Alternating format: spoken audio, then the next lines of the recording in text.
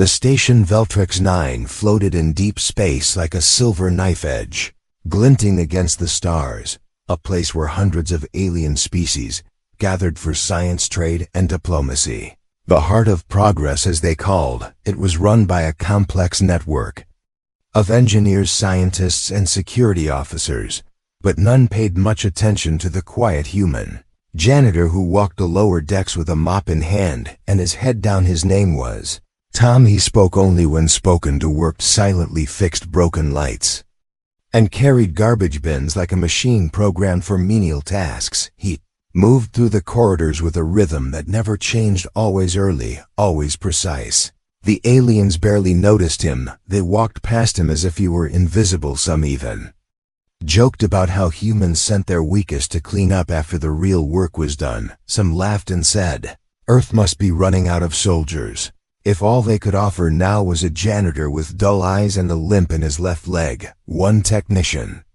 even said in a smug voice that if humans had nothing more than mops to bring to the stars, they might as well stay home. Tom heard them all but never reacted. He just kept walking, pushing his old cart with its rattling wheels and squeaking handles. But what the aliens didn't know was that every corner Tom turned, every panel he cleaned, every flickering light he fixed was noted, logged, and recorded by him. Every movement of personnel, every change in atmosphere, every unusual noise behind a locked door, he paid attention to it. All he kept it in his mind like a quiet machine running behind blank eyes. He had learned how to blend into shadows, how to listen without looking, how to see without being seen, and most importantly, how to wait. He had been on Veltrex 9 for 3 years now, and in that time he had built a routine so unremarkable that even the security systems barely tracked his movements. He was just a janitor, a harmless human, always sweeping, always quiet, always tired looking. No one suspected him. No one questioned why he had a key to every maintenance tunnel, why he knew the access codes to locked storage bays, or why the internal sensors occasionally flickered when he passed by certain panels. Today felt different, though. There was a strange tension in the air, whispers between alien guards, messages sent in hushed voices through encrypted channels, systems going offline for no listed reason, coolant supplies being rerouted. Tom noticed every detail as he pushed his cart past the central labs where the air smelled too clean and the voices inside were too quiet. He passed the Admiral's wing where guards stood straighter and their weapons were set to a higher power level than usual, and he passed by the docking bay where an unfamiliar freighter had landed an hour earlier without being announced on the main manifest.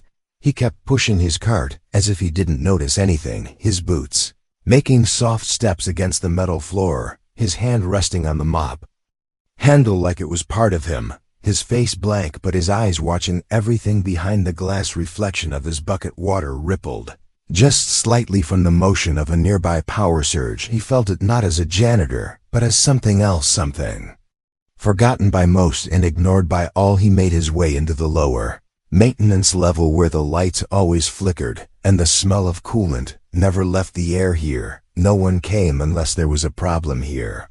Tom had peace and silence and secrets. He opened a door with a key no one else had and stepped inside what looked like a small supply room with old pipes and broken equipment.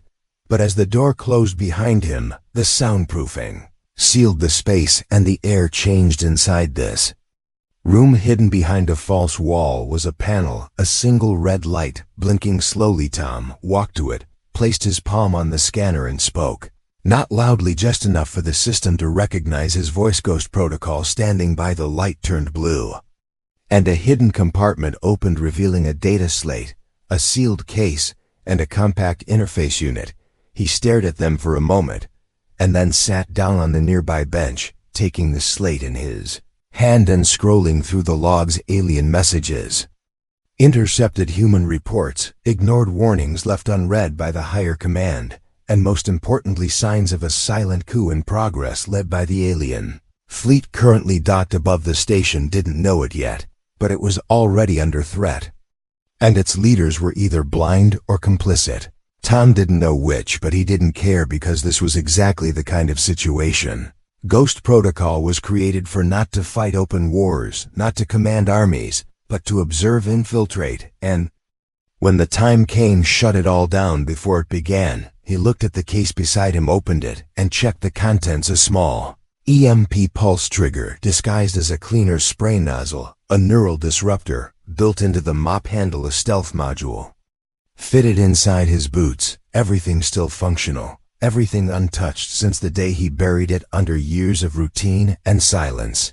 Leaned back against the wall for a moment, letting the hum of the station vibrate through his back as he stared at the ceiling above. He thought about Earth, about the people who probably assumed he was dead or forgotten or worse, retired. He thought about the younger agents who never made it past their first mission, and about how quiet it was now without their signals in the air, but mostly he thought about how wrong everyone had been to underestimate the janitor, how foolish it was to assume the human with the mop was the weakest one on board. Outside the room, a security drone flew past its sensors, blinking green as it scanned the hallway, and saw only a locked supply closet. No threat, no heat signatures, no movement, just silence inside the room. Tom stood again, looked into the mirror on the far wall, and adjusted his collar, wiped a spot from his uniform, and smiled without emotion, without pride, just the calm, steady focus of a man who knew exactly who he was and what he had to do. Picked up the slate again, reviewed the list of targets and potential collaborators, and then shut it off, replacing everything as it was, leaving no trace behind. As he pushed the door open and stepped back into the corridor, the silence swallowed him once more, and he walked away without looking back. No one stopped him, no one noticed him. He was just the janitor after all, and they had no idea what he really was. Not yet, not until it was too late. Filtrax 9 continued to function like a well-oiled machine. On the surface, ships came and went, traders exchanged goods, scientists discussed theories in their labs, guards patrolled their sections with confidence, as if nothing in the universe could disturb the peace of this station. But below all the polished floors and diplomatic handshakes, something was shifting quietly, like a pressure building behind the walls, and only one man seemed to feel it. Tom walked through the cargo bay, watching as the newly docked alien freighter unloaded its crates into the storage units. None of the crew wore official uniforms. Their ident tags were hidden there. Movement too smooth for ordinary traders. Their voices low and coded. They acted like merchants. But Tom had seen this before, long ago. During his early training, these were not merchants. They were infiltrators, and the station had let them in without question. The station AI didn't raise alarms, and the command staff seemed uninterested in verifying the cargo. Tom passed close enough to catch a glimpse of the contents within one crate. A high-density energy cell packed in a container labeled as scientific equipment, far too powerful for normal research work, and stacked in quantities that made no sense. The guards watching the area looked bored. One of them even laughed when Tom asked if they checked the manifest. The guard smirked and said, "We don't take orders from janitors, especially not humans. Now get back to mopping." Tom didn't argue. He gave a nod and walked away, disappearing around the corner while pushing his cart slowly, like always. But once out of view, he turned sharply and entered a maintenance shaft, crawling into the tight space where he had installed a small data tap.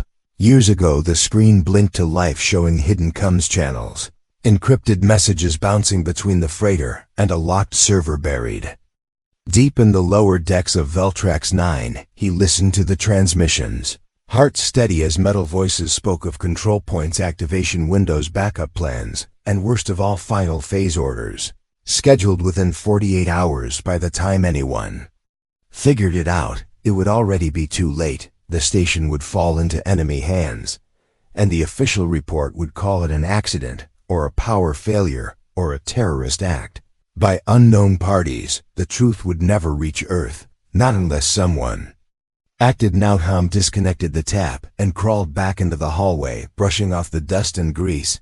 As if nothing had happened, he resumed pushing the cart, quietly, his mind already building a list of priorities. First, he needed to disable the uplink jammers. Next, he had to access the power grid from engineering, and then he would have to eliminate 3 key targets without triggering full lockdown. All of this without backup, without weapons, without anyone knowing what he was doing, because that was the essence of Ghost.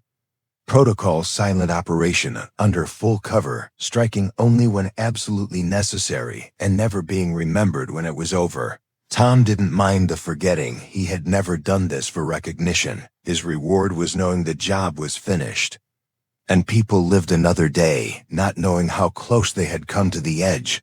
Returned to his quarters, a small room, barely larger than a storage locker, with a cot, table, and a few personal items, most of which were meaningless cover, except for a small photograph hidden inside a maintenance manual. It showed a younger Tom standing with his training unit on Earth before the Ghost Protocol project had been buried under layers of classified programs, back when humanity was still trying to prove itself to the stars and not yet fully trusted by the other species. Of his unit was gone now, accidents, failures, missing in action over the years. Tom had received silent updates, each one a coded phrase telling him another ghost had vanished. And now, as far as the network knew, he was the last one still active, or maybe the last one still alive. The thought didn't scare him, it only made things clearer. He opened the small case under his cot, removed the disruptor core, and began attaching it to the mop handle, every piece locked into place perfectly. It looked like a simple cleaning tool, but in his hands, it could short out shields, disable drones, and stun an enemy into unconsciousness without a sound. The mop bucket held false compartments, lined with scanning gear, mini drones, and a portable jammer. Nothing too powerful, nothing flashy, but all effective in the right hands. As he worked, he thought about the Admiral, the one commanding the alien freighter fleet, not just a war leader, but a strategist known for turning peaceful stations into forward bases without firing a shot. He infiltrated, corrupted, and converted. And now he had his eyes on Veltrex 9. The Admiral's mistake was assuming that no one on the station was prepared for him, and especially not a janitor. Tom finished his modifications and tested the system. Everything worked perfectly. He folded the tools back into the cart and left his quarters once again, blending into the quiet rhythm of the station. His path took him past the observation deck, where a few alien scientists were watching a star cluster through the wide windows, speaking softly about the beauty of the universe. Tom paused for a moment, not to admire the stars, but to check the reflection of the hallway behind him, where 2 unfamiliar figures were following at a distance. They moved like scouts, careful, coordinated. He didn't react. He kept walking, letting the shadows mask his next turn, and slipping through a side door into a service tunnel without missing a step inside the tunnel. He activated the jammer for a brief moment, scrambled the sensors, and doubled back, moving fast and silent through the maintenance crawlspace. He exited 2 levels above and resumed his janitor routine, mopping a clean floor with slow, deliberate strokes while his eyes watched the hallway across the room where the 2 scouts walked past, unaware that their target had vanished. He continued like this for hours, mapping routes, identifying friendly targets and dangerous zones, his presence unnoticed, his movements unrecorded, but his mission gaining momentum. The station was a puzzle, and he had spent years learning every piece. Now he was assembling them into a solution in the command center. Above, the station leaders met with the alien admiral, speaking of diplomacy and trade. But Tom already knew what the admiral was planning. He had seen the signs, the way weapons were hidden inside medical crates, how drones had been reprogrammed with new protocols, how life support logs had been edited to hide large power drains. It was all there, waiting for someone to see, and Tom had seen it all. He returned to the lower decks and checked the uplink core, only to find it surrounded by 2 armed guards who were not on the official roster and wore no insignia. He didn't stop. He walked past, pushing his cart, one hand on the mop, the other already sending a silent signal to his system, marking the spot for action. He had no time to hesitate. Now every second mattered. The station had no idea what was coming, but Tom did, and he would not allow Veltrex 9 to fall, not while he still had breath in his lungs, not while Ghost protocol still lived in him, because he wasn't just a janitor, he never had been, and soon they would all understand that the man they ignored was the most dangerous person on the station. By then it would be far too late. The station moved forward through space calm and proud, as ever the aliens on board carried on. With their scheduled scientists in their labs, traders in the market, zone guards on their routes, but beneath the routine, something had shifted. An invisible current now moved through the corridors, the kind that could be felt in the silence between footsteps, and in the brief glances exchanged between strangers. Nothing had exploded, no alarms had sounded, yet everything had changed. Tom Tuven kept walking with the same slow rhythm, mop and handcart rolling beside him, face expressionless, eyes quiet. But behind that calm look, his mind was calculating every second, every movement. The guards by the uplink had been replaced, now with internal security, dressed in full armor, pretending to be there for inspection. But their weapons were loaded, and their communication lines were private. Tom had intercepted just enough of their signals to confirm that the Admiral's plan had entered its next phase. Command was either under pressure or already compromised, and the freighter crew had begun to blend in with station staff. Uniforms swapped, names altered, locations shifted one by one. The systems were being taken over from the inside.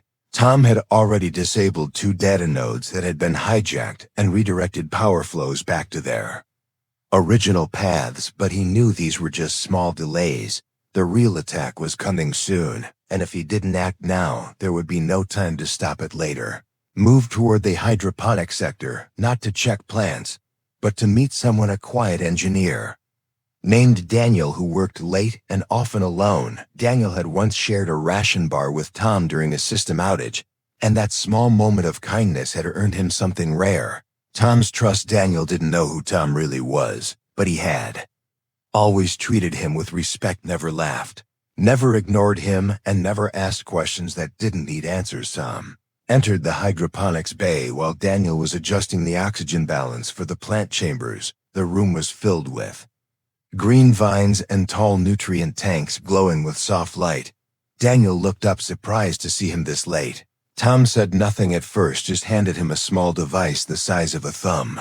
Daniel blinked and asked what it was. Tom only said, "Keep this with you. If the lights go out, follow the blue light, and do not stop for anyone." Daniel didn't understand, but something in Tom's voice made him nod and put the device in his pocket without further words. That was all Tom needed. The message was passed, and the safe route was secured for at least one person who might help rebuild. When this was over, he left the bay without turning back and moved toward the maintenance level again, this time through a forgotten shaft that hadn't been used in years. He bypassed 2 more surveillance points and dropped a signal repeater that would give him a few minutes of open comms with Earth Command once the jammers were down, reaching the server core. He noticed the air was colder than before. The humming of machines had a strange rhythm, like something was breathing inside the walls. He stepped in silently and crouched behind the main coolant pipes, his eyes scanning the room from behind cover. 4 figures stood around the central console. Alien officers not listed in station records, their skin dark with faint energy lines moving under the surface. They spoke in a language not often used on Veltrax 9, the kind used in military-grade encryption networks. One of them entered a code, and the lights in the room flickered. Just once, a signal Tom had seen before. It was a quiet command, the start of full internal override. Once active, the Admiral would have access to life support, weapon systems, and navigation. The station would become his fortress, and Earth would be locked out permanently. Tom didn't wait. He reached into his cart and removed a drone the size of his palm, powered it silently, and sent it crawling across the floor toward the console. The drone attached itself to the base and sent back a feed that confirmed his fear. The final command would be executed in 2 hours. He pulled back and moved quickly, heading for his next target. The drone would delay the upload with fake errors, giving him just enough time to strike where it mattered most. As he moved through the corridors, his reflection caught on a metal panel for a moment. He paused, looking at the man staring back from the cold surface. He did not look like a soldier or a warrior, just a tired human. In a janitor uniform with grease on his sleeves and dust in his hair. But behind those eyes lived a code written long ago, a mission that had never truly ended. He reached the ventilation sector and entered a panel near the ceiling, crawling through the narrow shaft until he had a full view of the Admiral's private quarters. The Admiral stood alone, speaking through a secure channel, his voice calm, his words cold, speaking of cleansing. Speaking of control, speaking of the final chapter of human relevance. Tom listened and memorized everything. The Admiral planned to launch a viral code into the central net, one that would erase Earth's diplomatic presence and trigger a massive rewrite of Alliance records. Humans would be declared untrustworthy, a species too unstable to be part of galactic structure, and Veltrax 9 would be the starting point. Tom pulled back, slid down a service ladder, and landed near the waste recycling bay. No one ever came here. The stench was real, but it also made for perfect cover inside a wall panel. He opened an old human storage cache, one of the few left untouched since the station was built. He removed a black case placed carefully under a false floor, and inside it found the last piece of his old gear, a neural override module powerful enough to knock out an entire control room for 3 minutes. No killing, no noise, just darkness and confusion enough to shift the tide. He packed the module into the mop bucket under a cleaning cloth, checked all his tools once again, and began walking toward the command center. Every step steady, every movement rehearsed. He passed by a few officers who didn't even look at him, a few aliens who nodded as if seeing him meant nothing. Tom moved like he belonged there because he did. No one stopped him, because no one saw the janitor as a threat. Reached the hallway outside the command room and paused just for a second, enough to take a breath, not to calm his nerves, but to mark the beginning of what came next. Then he stepped forward, mop in hand and bucket rolling behind him, as if cleaning up after a diplomatic meeting. Inside the room, the Admiral and 3 high officers were preparing the final override, entering commands into the central console. None of them noticed Tom standing just inside the doorway. None of them turned around as he placed the mop gently against the wall, bent down and activated the hidden switch. Inside the bucket, the override module powered up and pulsed a silent wave through the room. In that instant, every screen went black, lights flickered, voices cut out, and security feeds went blank.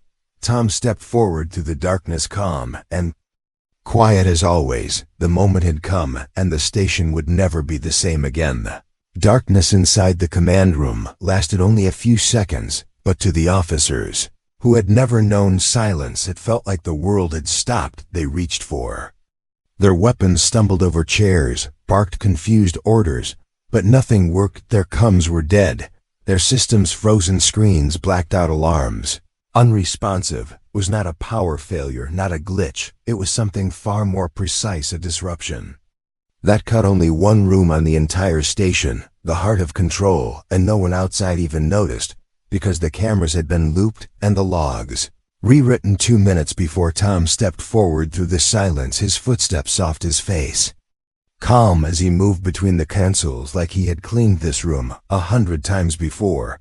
But now he was not here to clean. He was here to shut it down. His hand reached into the bucket, pulled a small device that looked like a cleaner's tool, and placed it near the core system. With a quick motion, he activated it, and the device released a silent burst that locked out all further commands for 10 minutes, more than enough time for what came next. One of the alien officers turned, saw him standing there, and his eyes widened in disbelief. The officer tried to speak, but Tom moved first, reached the panel beside him, and tapped a code that sent a surge through the floor, shocking the alien unconscious. The others turned too late. By the time they reached for weapons, Tom had already vanished behind the center console, moving fast, smooth, quiet, using shadows and cover like a master of the environment.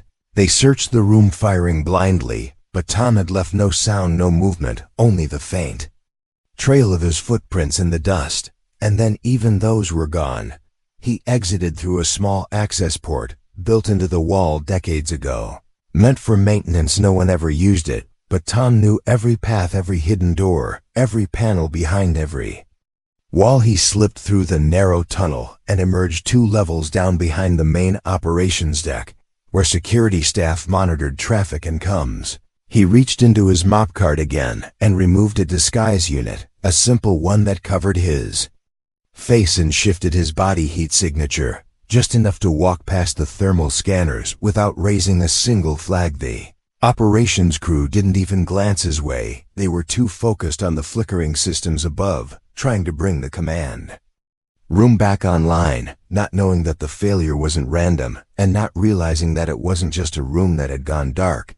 It was their grip on the station that was slipping, and fast. Tom moved toward the secondary control core deep beneath the central structure where the main power lines converged. The path was long, narrow, and filled with old machinery, still functional, but rarely checked. He passed through the corridors like a shadow, eyes scanning for traps, movement sensors, hidden devices. He found 3 already placed in vent shafts marked with tiny alien runes, explosive signatures, coded for remote activation. He disabled each one in under 30 seconds, without triggering a single beep. At the heart of the power junction, he found what he expected, a full override rig attached to the main converter, meant to reroute control of the entire station's life support and shields to the Admiral's private server.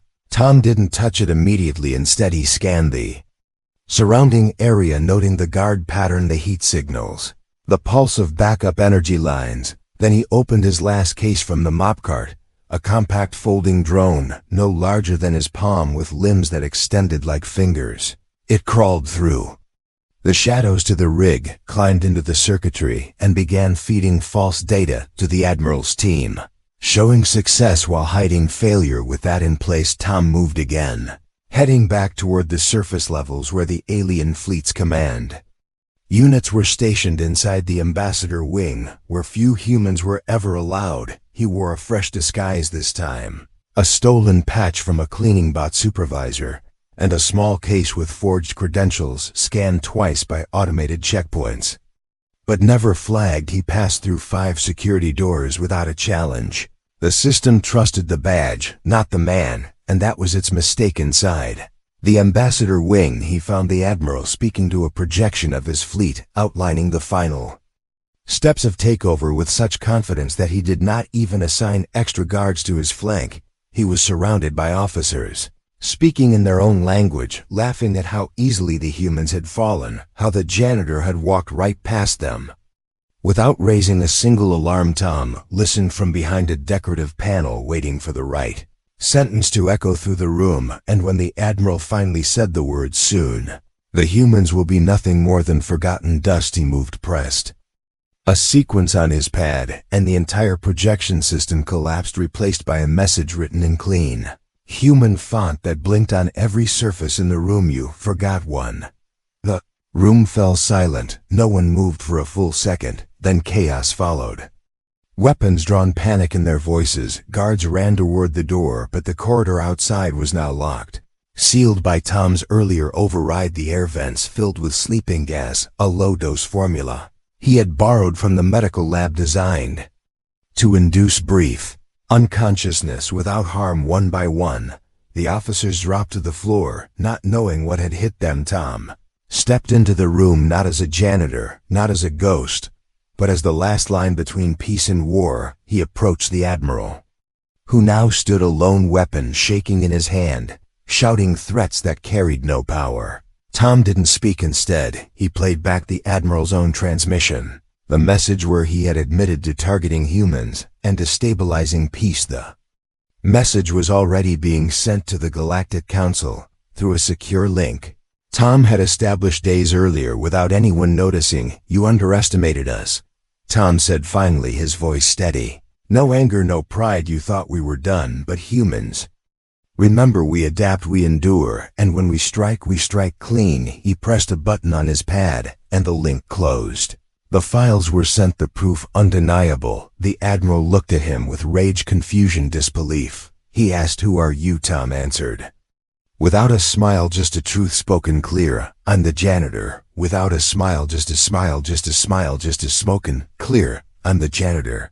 That he turned and walked out, leaving the Admiral behind as the sound of approaching Council enforcement vessels filled the station, alerts flashing across every screen, chaos turning into order as the truth spread and the lies collapsed. The station had been saved not by a fleet, not by a general, but by the man everyone had ignored, the one who swept the floors and fixed the lights and listened when no one else did. Ghost Protocol had been activated, and it had done exactly what it was created to do: finish the mission silently, completely, without fame, without thanks. The sirens faded one by one across the station as the chaos slowly turned to silence again. Ships from the Galactic Council surrounded Veltrax 9, holding position with their weapons cold, but their eyes sharp. Diplomats transmitted coded orders. Teams in black and silver armor swept through the corridors, securing the control room and Ambassador Wing with practiced precision, arresting those who had once ruled from the shadows and thought no one was watching. Inside the heart of the station, lights returned to normal, systems rebooted, voices echoed in comes again, but there was no sign of the one who had stopped it all. No speech, no medal, no explanation. The cameras showed empty halls, cleaned floors, and blinking control panels. But the janitor was gone before the council arrived. Not a trace of his identity left behind, no footprints in the dust, no badge, no weapons. Only the echo of his presence remained in the systems he saved, and the silence he restored. Tom moved through the old cargo levels unseen by any patrols, using forgotten paths and maintenance shafts, his body tired, but his focus sharp.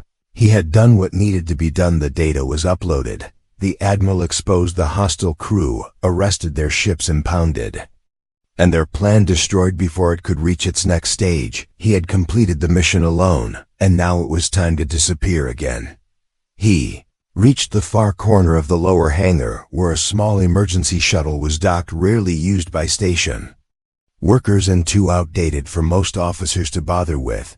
He entered the access code silently, and the hatch opened with a soft hiss. The lights flickered on, revealing a space just large enough for one person and a few supplies. He stepped inside, powered up the console, and linked to the outer beacon, checking the traffic flow and departure windows.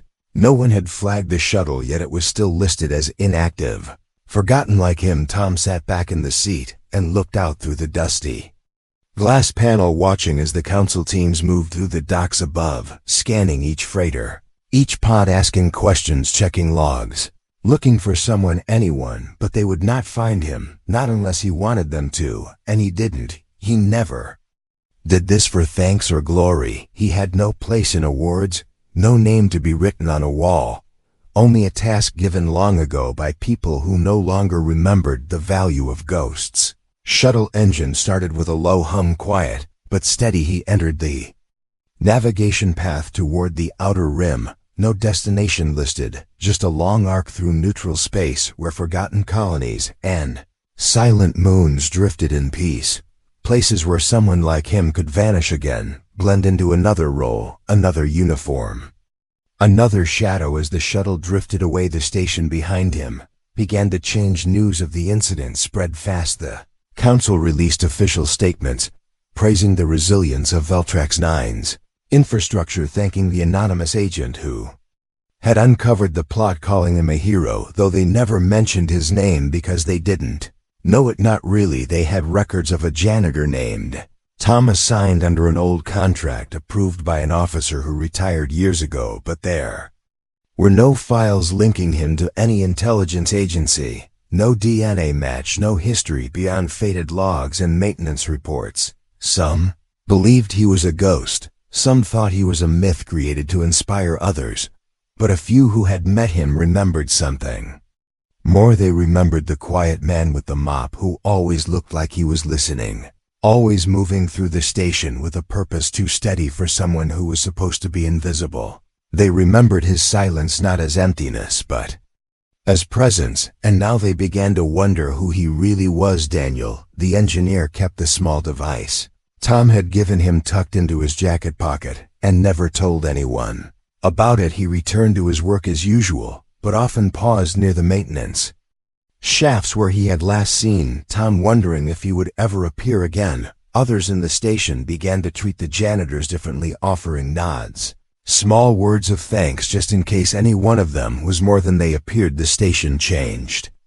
In subtle ways: trust, rebuilt respect, reformed fear, replaced by quiet awe. The council, meanwhile, launched investigations into the deeper layers of the failed takeover, uncovering networks that stretched beyond Veltrax 9, hints of infiltration across other sectors, plots that might have succeeded if not for the silent interference of a single human whose name no one could confirm. Some council members wanted to find him, recruit him, honor him, but they were reminded of the code written into the deepest layers of Ghost Protocol: leave no trace, seek no reward, finish and vanish far from the lights of the station. The shuttle floated through the dark between stars, silent and small, but inside it, Tom sat quietly reading the last message received. Before cutting comes a simple encrypted line from a satellite. Node: Ghost Protocol Unit 4, status unknown, presumed inactive. Unit 6, status compromised. Unit 7, terminated. Unit 3, final action logged and confirmed. He closed the message without emotion, leaned back in the chair and closed his eyes. For the first time in days, he allowed his muscles to rest, his mind to quiet. Not because the work was done forever, but because it was done for now. The galaxy was wide and full of places where darkness still grew quietly, and if ever the silence returned, if ever the stars called again, he would be ready. Shuttle continued its path into deep space, leaving behind no trail, no signal, only the faint echo of a man who was never truly seen, never fully known, and yet whose actions would ripple through systems, governments and histories for years to come. Somewhere on Veltrax 9, in a quiet hallway, a small metal plaque was fixed to the wall with no decoration, no signature, just 5 simple words engraved into it: the janitor was never just. And beneath those words no lights flashed, no music played, but the silence carried a weight, now one that could not be ignored, one that reminded every passerby that even in the vastness of space, even in the age of advanced empires and starborn nations, sometimes the most dangerous man in the galaxy was the one everyone had forgotten to watch. The end.